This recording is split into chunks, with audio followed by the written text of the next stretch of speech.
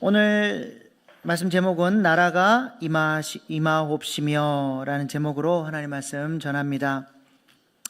어떻게 요즘 골방으로 나아가서 하나님과 친밀한 교제를 나누고 계십니까? 골방의 시간에 성부, 성자, 성령 하나님의 이름을 높여드리며 하나님과 친밀한 교제 가운데 세미한 음성을 듣고 계십니까? 하나님의 이름을 높여드린다는 것이 무엇을 의미한다고 말씀을 드렸습니까? 성부, 성자, 성령 하나님에 대하여 거룩하고 구별된 삶을 살아가는 것, 이것이 하나님의 이름을 높이는 것이다 말씀을 드렸습니다. 구약의 나시린들이 바로 성부, 성자, 성령 하나님의 이름을 높이며 거룩하고 구별된 삶을 살았던 사람들입니다. 그들은 세상 질서를 따라 살지 않고 성부 하나님이 내 삶의 왕이심을 인정하기 위해서 머리에 삭도를 대지 않았습니다. 항상 내 인생의 주인이신 하나님을 의식하며 살았다는 것이죠. 또 죄의 결과인 사망에 가까이 가지 않기 위해서 항상 그들의 삶을 점검하고 거룩하고 구별된 삶을 통해서 죄를 멀리하기 위해서 살았습니다.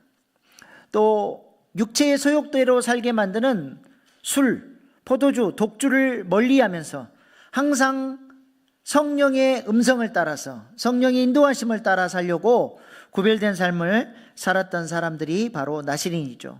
이들이 살았던 이렇게 세상 질서가 아니라 성부 하나님을 왕으로, 마귀가 좋아하는 죄가 아니라 은혜 안에서 거룩한 삶을 살고, 육체의 소욕이 아니라 성령의 인도를 따라 살아가는 삶, 이것이야말로 바로 성부, 성자, 성령 하나님을 높여드리는 삶이라고 할 수 있습니다. 그러나 우리가 우리 힘으로, 우리의 능력으로 세상 질서를 거스리고 마귀의 유혹을 물리치고 육체의 정욕을 이길 수 없기에 우리 주님은 우리가 하나님의 이름을 높여드리는 사람이 되게 해달라고, 그런 삶을 살게 해달라고 기도하라고 하셨습니다. 그 기도를 통해서 성부 하나님의 사랑을 공급받고 예수님의 은혜를 공급받고 성령의 인도하심을 따르는 능력을 공급받으며 살아야 한다는 것이죠. 이것이 바로 예수님께서 우리에게 가르쳐 주신 첫 번째 기도 제목입니다. 오늘은 예수님께서 가르쳐 주신 두 번째 기도에 대해서 살펴보겠습니다. 오늘 본문 10절 말씀입니다. 시작. 나라가 임하시오며 뜻이 하늘에서와 이룬같이 땅에서도 이루어지이다. 아멘. 하나님의 이름을 높여드리는 기도 이후에 우리 주님은 두 번째로 하나님 나라를 위해서 기도하라고 말씀하셨고, 세 번째로는 하나님의 뜻에 대하여 기도하라고 말씀하셨습니다. 여기 우리말 성경에는 나라가 임하시오며 그렇게 되어 있는데요, 원문을 그대로 직역하면 당신의 나라가 오게 하소서, 당신의 나라가 오게 하소서라고 번역을 할 수 있습니다. 특별히 여기서 사용된 동사는 부정과거 명령형입니다. 아우리스트 명령형이라고 하는데요, 아주 독특한 히라버 문법입니다. 성경에 아우리스트 명령법이 사용될 때 세 가지 정도의 의미를 갖습니다. 첫 번째로는 이 말씀이 단순한 명령이 아니라 매우 중요한 명령이라는, 반드시 지켜야 하는 아주 중요한 명령임을 강조할 때 아우리스트 명령법으로 말씀을 하죠. 두 번째로는 이 명령을 받는 사람에게 단순한 이례적인 행동이나 외적인 행동의 변화뿐만 아니라 내면 세계가, 그의 삶의 가치와 목적과 방향성이 전 존재로, 전인적으로 변화돼서 이 명령을 온전히 따르는 사람이 되라고 하는 의미를 갖고 있습니다. 그리고 세 번째로 이 명령은 과거, 현재, 미래를 다 아우르는 그런 개념을 갖고 있습니다. 이 명령은 이미 이루어진 명령이고 지금도 이루어져 가야 할 명령이고 장차 완성될 명령이라는 것입니다. 그래서 불변성과 영원성을 가지는 그런 명령이라고 하는 사실을 강조할 때 이 아우리스트 명령형을 사용합니다. 그러므로 하나님 나라가 오게 하소서라고 하는 이 부정과거 명령의 기도는 무엇을 의미하는 기도입니까? 세 가지 의미. 첫째, 하나님의 나라가 오게 해달라고 하는 기도는 매우 중요한 기도이니 우리의 기도 생활 가운데 날마다 이 기도를 하라는 거예요. 우리가 하나님 나라를 구하는 기도를 반드시 해야 한다는 매우 중요한 명령이라는 것입니다. 두 번째로는 하나님 나라가 오게 해달라고 하는 기도는 이례적인 기도가 아니라 우리의 삶의 방향성이 되어야 하고 일평생 우리의 삶의 목적이 되어야 함을 이야기합니다. 그래서 우리의 모든 삶의 포커싱이 하나님 나라를 이루는 쪽으로 마음의 방향성이 가야 함을 이야기하는 것이죠. 세 번째로는 하나님 나라가 오게 해달라는 기도는 이미 과거에 하나님 나라가 예수님을 통해 도래했고 지금도 우리는 그 하나님 나라를 누리며 하나님 나라가 이루어져 가는 일에 쓰임받아야 되고 앞으로 장차 완성될 하나님 나라, 우리 예수님이 재림하시면 완성될 하나님 나라가 도래할 것이니까 지금 여기에서부터 우리가 하나님 나라를 누리며 그 주신 기쁨과 감격을 가지고 하나님 나라를 소망 중에 바라보며 기도하고 주님의 몸된 교회를 잘 세워서 이 하나님 나라의 완성을 위하여 살아가야 함을 말씀하고 있는 것입니다. 그러므로 우리가 하나님 나라 그러면 죽은 다음에 가는 천국만을 생각하면 안 된다는 거예요. 지금 여기에 임한 하나님 나라를 우리가 누릴 수 있어야 되고 장차 이루어질 하나님 나라를 소망 중에 바라보며 기도할 수 있어야 한다는 것입니다. 하나님 나라 할 때 히라버 바실레이아라고 하는 단어를 쓰는데요. 이거는 그냥 우리가 생각하는 이런 뭐 민주주의 이런 나라가 아니라 킹덤이에요. 왕의 통치를 받는, 왕권이 강조되는 나라가 바로 하나님 나라죠. 그래서 우리가 아직 죽어서 천국에 가지 않았지만 이 땅에서부터 왕이신 하나님의 통치를 받고 산다면 우리는 하나님 나라를 이 땅에서부터 지금 여기에서 누리며 살아갈 수 있다는 것입니다. 그렇다면 우리가 어떻게 하나님 나라를 지금 여기에서부터 누리며 살 수 있습니까? 우리 주님께서는 그 비결에 대해서 첫 번째 기도와 세 번째 기도와 연결시켜서 하나님 나라를 누리는 비결에 대해서 가르쳐주고 계십니다. 어떤 사람이 하나님의 통치를 받으며 하나님 나라의 백성으로 이 땅에서부터 하나님 나라를 누리고 사느냐? 다름 아니라 하나님의 이름을 거룩하게 높이는 사람, 그 사람이 바로 하나님 나라의 백성이라고 하는 것입니다. 성부, 성자, 성령 하나님의 이름을 높이며 세상 질서가 아니라 성부 하나님을 왕으로 모시고 그분의 가르침을 따라 살고 예수님의 은혜와 성령의 인도하심을 따라 살기 위해서 끊임없이 세상 질서, 죄, 육체의 소욕을 거스르며 그렇게 주님이 기뻐하시는 성부, 성자, 성령 하나님을 높이며 살아가는 인생, 그 사람이 바로 하나님 나라를 누리는 사람이라는 것이죠.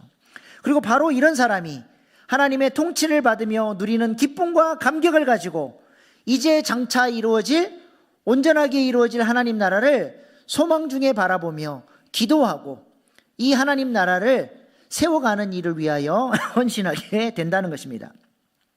여러분에게는 하나님 나라가 어떤 의미입니까? 지금 여기에서 하나님 나라를 누리며 살고 계십니까? 에베소서에 보면 성령님이 하시는 역할이 뭐냐?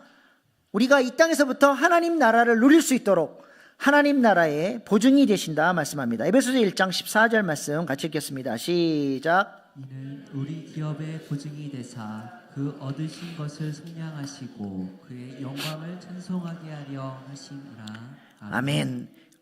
우리 기업의 보증이 되사, 하나님 나라의 보증이란 말이에요. 여기서 말하는 보증은 아라본이라고 하는 단어를 쓰는데요, 미리 앞당겨서 맛을 본다는 거예요. 성령을 통해서 우리는 미리 하나님 나라의 맛을 앞당겨서 본다는 것입니다. 예를 들어서 양복점에 가면 옷감을 고르고 디자인을 고르고 양복을 맞추죠.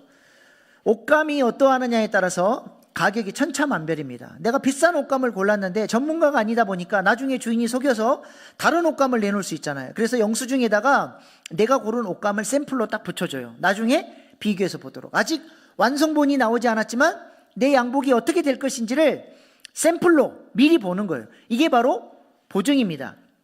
하나님 나라가 온전히 도래하지 않았고 하나님 나라가 완성되지 않았지만 성령을 경험하면 우리는 하나님 나라를 미리 보증으로 맛보고 이 땅에서 하나님 나라를 살 수 있다는 것이죠. 이렇게 성령을 통해 하나님 나라의 맛을 미리 본 사람은 어때요? 오실 하나님 나라를 소망 중에 바라보며 기도할 수밖에 없다는 것입니다. 그리고 주님의 몸된 교회를 통해서 하나님께서 하나님 나라를 세워가시니 이 몸된 교회를 세워나가는 일에 헌신할 수밖에 없다는 것입니다.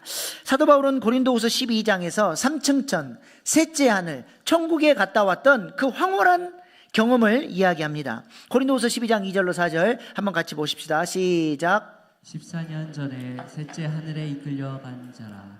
그가 몸 안에 있었는지 몸 밖에 있었는지 나는 모르거니와 하나님은 아시느니라. 낙원으로 이끌려가서 말로 표현할 수 없는 말을 들었으니 사람이 가히 이르지 못할 말이로다. 아멘. 사도 바울이 3층천 천국에 갔는데 인간의 언어로 형언할 수 없는 아름다움과 감격을 경험을 했습니다. 자신의 제한된 언어로 이 영광스러움을 다 표현할 수 없다, 그렇게 이야기를 하죠. 이 경험 이후에 사도 바울의 삶에 놀라운 변화가 나타나게 되고 이 완성될 하나님 나라를 소망 중에 바라보며 이 하나님 나라를 위하여 헌신하며 살아가는 사도로 살게 됩니다. 빌립보서 1장 22절로 23절에 사도 바울의 고백을 한번 들어보시기 바랍니다. 시작. 내가 그 둘 사이에 끼었으니 차라리 세상을 떠나서 그리스도와 함께 있는 것이 훨씬 더 좋은 일이라. 그렇게 하고 싶으나 내가 육신으로 있는 것이 너희를 위하여 더 유익하리라. 아멘. 하나님 나라의 맛을 보니까 사도 바울의 소원은 뭐예요? 빨리 천국에 가서 그리스도와 함께 살고 싶은 거예요. 근데 하나님 나라의 완성을 위해서는 하나님이 혼자 알아서 하나님 나라의 완성을 이루어 가시는 게 아니라 하나님의 구속사의 계획이 뭡니까? 교회를 통해서 어둠의 권세를 물리치고 하나님 나라를 확장함으로써 하나님 나라의 완성을 이루시는 것이 하나님의 구속사의 계획이란 말이에요. 그래서 사도 바울은 하나님께로 가고 싶지만 내게 주신 사명, 교회를 세우고 하나님 나라를 위하여 일할 일꾼들을 세우는 사명을 감당하기 위해서 내가 지금 여기에 이렇게 수고하고 있다는 것입니다. 그래서 우리 주님이 지금도 뭐 없이 기다리고 계세요? 발등상 없이 기다리신다고 말씀하지 않습니까? 히브리서 10장 12절로 13절 말씀 보십시다. 시작. 오직 그리스도는 저를 위하여 한 영원한 제사를 드리시고 하나님 우편에 앉으사 그 후에 자기 원수들을 자기 발등상이 되게 하실 때까지 기다리시나니. 아멘. 누가 사로잡아서 원수를 주님의 발 앞에 발등상 삼게 해야 됩니까? 누가 해야 돼요? 교회가 해야 돼요. 이게 교회의 비밀이요, 구속사의 계획입니다. 언제 하나님 나라가 이루어지냐, 완성되냐? 교회가 마귀 원수를 사로잡아서 주님 발 앞에 무릎 꿇릴 때 우리 주님이 다시 오신다는 거예요. 고대 전쟁에서 우리나라가 이기면 적 왕궁을 끌어다가 우리 왕 발 앞에 무릎을 꿇리잖아요. 그러면 발을 딱 머리 위에 올려요. 넌 내 발 밑으로 들어왔다. 완전한 전쟁의 승리. 우리 주님께서 지금 이 때를 위하여 기다리고 계신다는 거예요. 사도 바울은 이 교회의 비밀을 알고 있었기 때문에 교회를 섬기는 일에 온 목숨을 바쳐서 헌신했던 것입니다. 이것이 바로 하나님 나라를 이루어가는 길이라는 것을 알았기 때문이죠. 성령님도 교회가 능력 있게 일어나서 이 구속사를 이루는 일을 위하여 쓰임받을 수 있도록 말할 수 없는 탄식으로 우리를 위해서 기도하고 계신다는 겁니다. 로마서 8장 26절 말씀입니다. 시작. 이와 같이 성령도 우리의 연약함을 도우시나니 우리는 마땅히 기도할 바를 알지 못하나 오직 성령이 말할 수 없는 탄식으로 우리를 위하여 친히 간구하시느니라. 아멘. 성령님도 말할 수 없는 탄식으로 교회가 교회 될 수 있도록, 교회가 구속사에 쓰임받을 수 있도록, 우리 일신교회가 하나님 나라를 위해서 쓰임받을 수 있도록 성령님이 말할 수 없는 탄식으로 우리를 위해 기도하고 계신 줄로 믿습니다. 성령님의 이런 탄식의 기도와 더불어서 로마서 8장에 보면 피조물과 성도들도 탄식을 한대요. 우리도 이 탄식에 동참해야 되는 것입니다. 로마서 8장 22절 23절 말씀 시작. 피조물이 다 이제까지 함께 탄식하며 함께 고통을 겪고 있는 것을 우리가 아느니라. 그뿐 아니라 또한 우리 곧 성령의 처음 익은 열매를 받은 우리까지도 속으로 탄식하여 양자될 것 곧 우리 몸의 속량을 기다리느니라. 아멘. 피조물이 왜 탄식합니까? 아담과 하와가 타락한 이후로 이 세상은 망가져 버렸고 죄와 사망의 지배 아래에 살아가고 있습니다. 피조물들이 고통 가운데 탄식하고 있어요. 누가 일어나기를, 빨리 하나님의 아들들이, 교회가 일어나서 어둠의 권세를 깨트리고 주님 발 앞에 이 원수들을 사로잡아서 무릎 꿇릴 때 피조 세계도 이 죄와 사망의 지배 아래서 벗어나기에 탄식하며 하나님의 사람들이 일어나기를 위해 기도한다는 것입니다. 그렇다면 신자들은 왜 탄식합니까? 이 신자들은 지금 여기에서 하나님 나라의 맛을 보고 하나님 나라를 살아가는 사람들입니다. 하나님 나라의 맛을 봤더니 완성될 하나님 나라가 소망 중에 바라봐지게 되고 그것을 위해서 기도하게 되고 교회를 세워나가며 그렇게 하나님의 뜻을 이루는 일을 위하여 헌신하며 사모하며 탄식하며 기도한다는 것입니다. 이것이 우리의 기도 제목 될 수 있기를 소망합니다. 23절에 보니까 성도들이 뭘 기다린대요? 몸의 속량을 기다려. 다시 띄워주세요. 예, 맨 뒤에 보세요. 우리 몸의 속량을 기다리느니라. 몸의 속량, 몸의 구원을 기다린대. 이게 무슨 말이에요? 영의 구원은 언제 이루어졌습니까? 칭의를 통해서. 우리가 예수님을 구주로 영접할 때 영생, 하나님의 생명이 우리 안에 들어와서 우리 죽어있던 영이 살아났어요. 우리는 이미 예수님을 통해서 영의 구원을 받았습니다. 그리고 지금 우리는 현재 구원을 이루어가야 돼요. 주님 닮아가는 성화의 구원을 이루어가야 되는데 이 성화의 구원은 마음의 구원이죠. 우리 안에 있는 옛사람, 세상을 사랑하고 죄를 사랑하고 육체의 정욕대로 살았던 나는 자꾸 죽이고 내 안에 예수님이 예수로 충만하네. 오늘 찬양, 예수로 충만해져서 내 마음이 구원을 받는 하나님 닮아가는 모습으로 성장해 가야 돼요. 그리고 예수님 재림하셨을 때 우리는 드디어 몸의 속량, 몸의 구원의 역사를 경험하는 거예요. 새로운 육체로 부활하는 구원을 경험하는 것이죠. 그래서 몸의 속량을 기다린다는 건 뭘 의미하는 거예요? 예수님의 재림의 때 이루어질 하나님 나라를 소망 중에 바라보며 성도들이 탄식하며 기도하는 거예요. 우리 교회가 구속사를 위하여 쓰임받는 교회 되도록, 내가 그렇게 헌신하는 하나님의 사람이 되도록 기도한다는 것입니다. 요한계시록 6장에도 보면 누가 또 탄식하며 기도하냐? 예수님이 5번째 인을 떼셨을 때 순교한 믿음의 조상들이 탄식하며 기도합니다. 언제쯤 이 모든 세상의 역사가 끝이 나고 하나님의 나라가 완성될 도래할 때가 언제입니까? 우리 주님이 조금만 기다려라. 너희와 같은 순교자들이 더 일어나야 한다. 그때 내가 이 모든 역사를 완성할 것이다. 믿음의 조상들도 지금도 탄식하며 교회를 위해서, 완성될 하나님 나라를 위해서 기도하고 있다는 것이죠. 이처럼 하나님 나라의 맛을 본 사람들은 영원한 하나님 나라를 사모할 수밖에 없고 영원한 하나님 나라를 위해서 기도할 수밖에 없고 헌신할 수밖에 없다는 것입니다. 하나님 나라의 맛을 보고 계십니까? 미국의 듀크 대학의 유명한 내신경 과학자인 이븐 알렉산더 박사라는 분이 있습니다. 이분은 철저한 무신론자였고 가끔 임사 체험을 통해 천국에 다녀왔다라고 말하는 사람들을 향해서 뇌 오작동이 만든 이례적인 현상일 뿐이라고 치부했습니다. 그런데 어느 날 이분이 뇌에 바이러스가 침투하게 되었고 7일간 의학적으로 완전히 죽어버린, 아무런 생명의 징후가 없는 뇌사 판정을 받게 됩니다. 그리고 그 시간 동안 이분은 천국에 다녀오고 일주일 후에 기적적으로 살아나게 됩니다. 그때 경험을 바탕으로 쓴 책이 있으니 그 유명한 나는 천국을 보았다라고 하는 책입니다. 워낙 저명 인사가 이런 놀라운 경험을 하고 이런 책까지 쓰니까 미국 공중파 뉴스에서 이분을 인터뷰했는데 그 인터뷰 내용 잠깐 영상으로 보시겠습니다.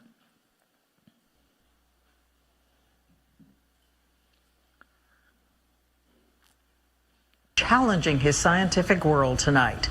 He says he has been to heaven, he can prove it, and he's returned with a message for us all. Nightline anchor Terry Moran tells us his story. At the Alexander home in Lynchburg, Virginia, Come Lord Jesus, our guest. grace is different now. Eben Alexander's a Harvard neurosurgeon who nearly died 4 years ago when a ferocious E. coli meningitis infection attacked his brain and plunged him deep into a coma for a week. Brain scans showed that all the parts of his brain that give us consciousness, thought, and memory were not functioning. They should be a very rich network of them all through both sides, and yet we don't really see that because they're all filled with pus. Doctors gave him up for dead, but after a week, Eben Alexander awoke with, he says, a wondrous memory. Did you go to heaven? Yes.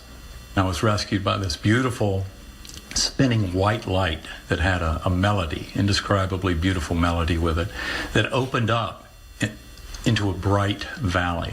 God was there, he says, as a vast presence of love. And Eben says there was a young woman who soared across heaven with him on a butterfly wing and who gave him a message to take back. The concepts came straight into my mind. You are loved, you are cherished, there's nothing you have to fear, there's nothing you can do wrong. And that woman, after he recovered, Eben saw a picture of his long-dead sister who he had never met. It was her. It was the most profound experience I've ever had in this life. A lot of people are going to say, Doctor, it was a hallucination. I know this was not a hallucination. It really occurred, and I know it occurred outside of my brain. Many of his colleagues in neuroscience are deeply skeptical, saying his brain must have produced those visions, perhaps as he awakened. But Alexander says the crystal clear experience he had is incompatible with the random confusion of a brain rebooting. He's now on a mission to share his story. Our soul, our consciousness, our spirit doesn't depend on the existence of the brain and body at all. After he came out of his coma, before he talked to anyone else about his near-death experience, Eben Alexander wrote down everything he could remember, 20,000 words he described in detail. That young woman on the butterfly wing, and it wasn't until he saw the picture of the dead sister he never knew that he realized, Diane, as he says, it was her. Quite a story. So are a lot of his colleagues contending with him, challenging him on the science? A lot of his colleagues are challenging him on the science, but he invites that. He says, let's get at it. Let's have a discussion on how I, given my brain disease, could have had this experience. It is so much to fascinate us, and we want everybody to know that Terry will have a lot more of his reporting tonight on Nightline. Thank you, Terry. 네, 영상에서 보셨던 것처럼 뇌에 고름이 가득 차서 전혀 생명의 징후가 없는 사망 상태였기에 뇌의 오작동에 의한 임사체험이 아니라는 것이죠. 그리고 알렉산더 박사는 입양아였기 때문에 자신의 친누이가 존재한다는 사실도 몰랐는데 천국에 가서 자신을 안내한 사람이 자신의 친누나였다는 사실을 나중에 사진을 보고 깨닫게 됩니다. 이 경험 이후에 이분 알렉산더 박사의 삶은 완전히 달라지게 됩니다. 그가 이 땅의 삶이 영원할 것이라고 생각하고 이 땅의 것에 집착하며 살았겠습니까? 그는 그의 나라와 의를 구하며 천국이 있다는 진리를 전하기 위해 생명을 얻기 위해 온 힘을 다하며 살아가는 사람이 될 수밖에 없었다는 것입니다. 천국을 보고 나니까 이 진리를 전하지 않고는 견딜 수가 없고 그 영원한 천국의 가치를 붙들고 살 수밖에 없었다는 것이죠. 우리 교단의 총회장님으로 역임하셨던 대구 대봉교회 박맹술 원로 목사님도 이런 비슷한 경험을 하셨습니다. 한 교단의 증경 총회장이었고 오랜 시간 담임 목사로 사역하며 살았는데 천국에 올라가서 보니까 세상에 자기가 영원한 나라의 상급을 위해서 살지 않았다는 것을 뒤늦게 깨달았다는 거예요. 그래서 돌아가시기 얼마 전에 이분이 고별 설교를 이렇게 하셨습니다. 저는 우리 대봉교회와 더불어 40년을 목회했고 우리 교단 총회장을 지냈고 한기총 초대 대표회장을 지냈습니다. 그런데 어느 날 우리 주님께서 암으로 투병하고 있는 저를 이끄시고 천국으로 향하시더니 천국에서 제가 거할 초소를 보여주셨습니다. 40년을 목회했고 우리 교단 총회장을 지낸 제가 천국에서 거할 초소가 어딘지 아십니까? 남미에 있는 이가숙 폭포 옆에 있는 계집과 같은 판잣집입니다. 제가 너무 억울해서 주님께 항변했습니다. 주님, 너무 억울합니다. 그랬더니 우리 주님께서 대답하셨습니다. 너는 네가 받을 영광 이 땅에서 다 받았고 받을 대접 다 받았고 내가 진정으로 나를 위해서 한 일이 무엇이냐? 책망의 음성이었다는 것입니다. 우리는 믿음으로 구원을 받지만 천국의 상급은 우리가 이 땅에서 주님을 위해서 각각 자기가 일한 대로 받습니다. 우리는 상급받기 위하여 이 땅에서 무슨 일을 하고 있습니까? 마지막 고별 설교를 하셨습니다. 이렇게 고별 설교를 하시고 얼마 지나지 않아 돌아가셨는데, 돌아가시기 전에 교회에서 원로 목사로 예우해 드렸던 사택과 전 재산을 자녀들에게 물려주지 않고 교회에 다시 다 헌납하시면서 내가 이렇게라도 해야 하늘 상급을 쌓을 수 있을 것 같다, 이걸로 선교비로 사용해 달라고 간곡하게 부탁하시고 떠나셨습니다. 그리고 당신과 문제가 되었던 교우들을 한 사람씩 다 자신의 침상으로 불러서 눈물로 미안하다고 용서해 달라고 그렇게 용서를 구했다는 것이죠. 86세의 원로 목사가 병상에서 눈물로 용서를 구할 때 그 용서를 안 받아들일 교인이 누가 있었겠습니까? 천국을 봤더니, 천국의 가치가 눈이 열리니까 내가 무엇을 남기고 갈 것이냐?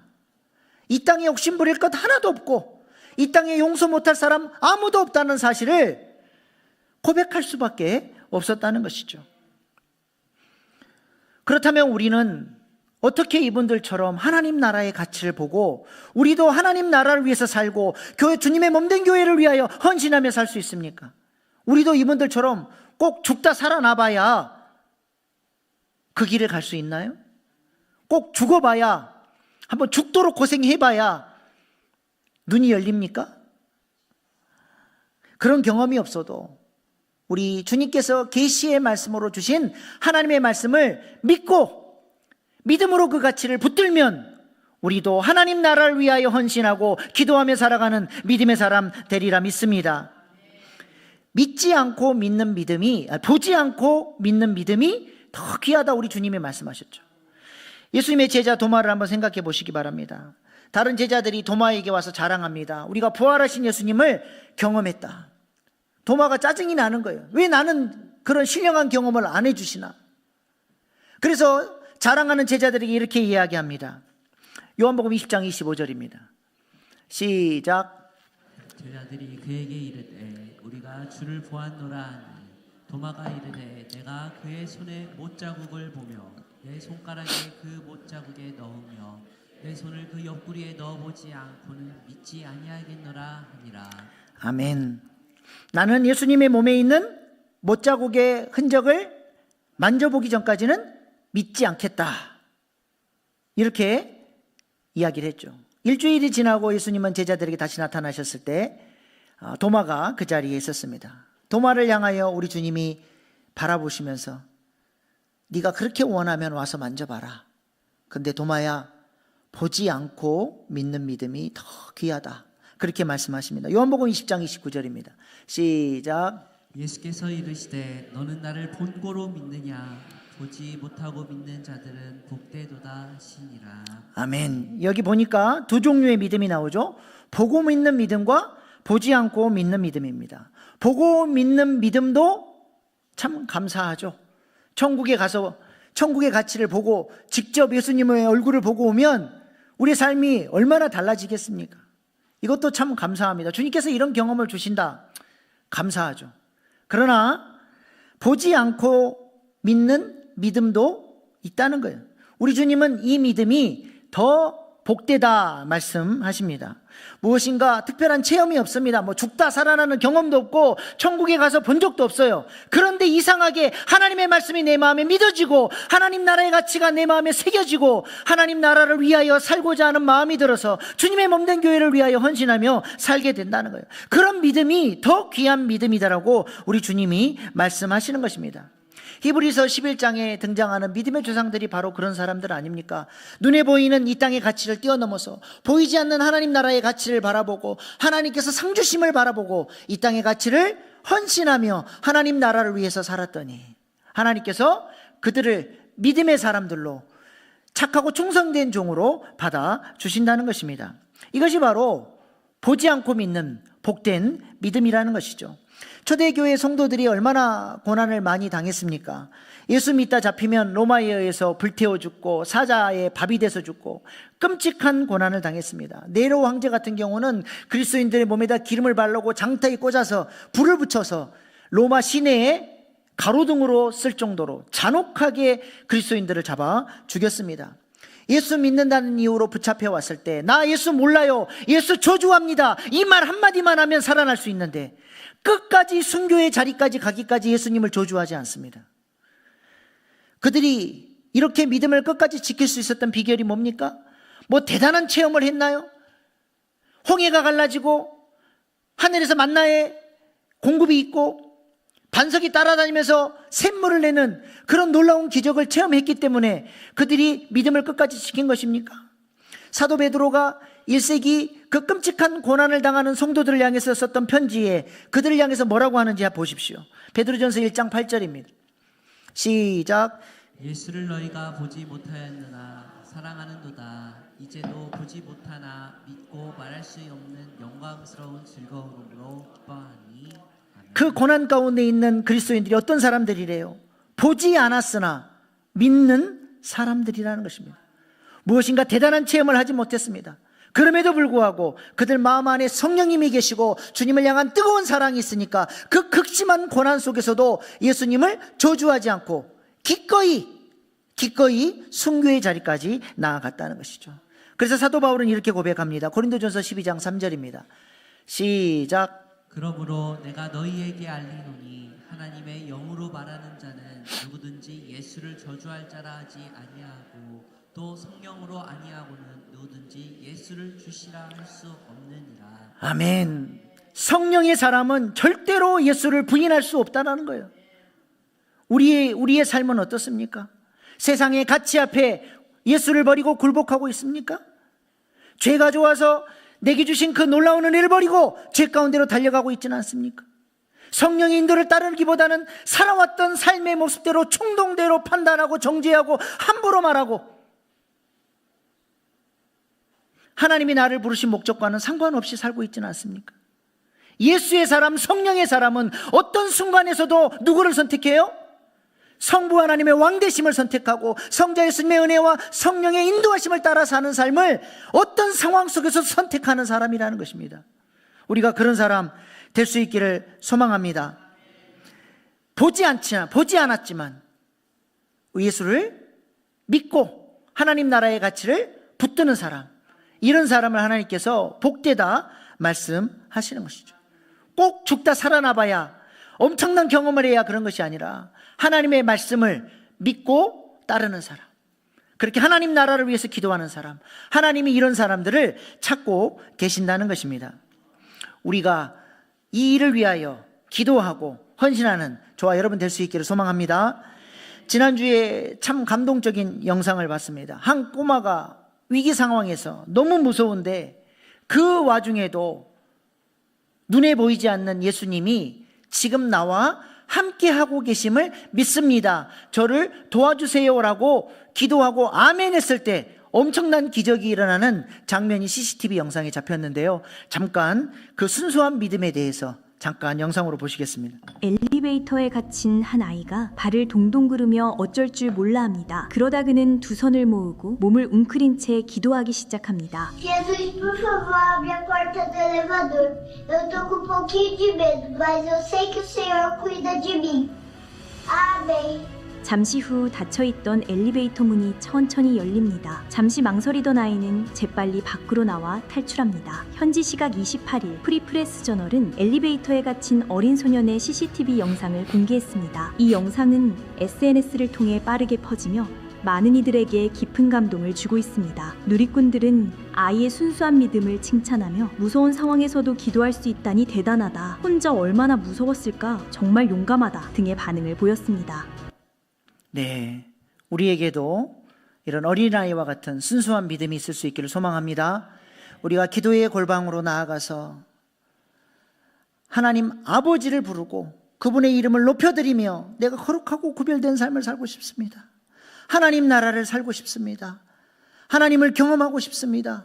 우리가 그렇게 간절히 기도할 때 하나님께서 우리의 기도에 응답하시고 우리를 만나주시고 우리에게 주신 그 감격을 가지고 우리도 하나님 나라를 위해서 헌신하며 더 기도하며 그렇게 구속사에 쓰임받는 복된 인생으로 세워지게 되리라 믿습니다.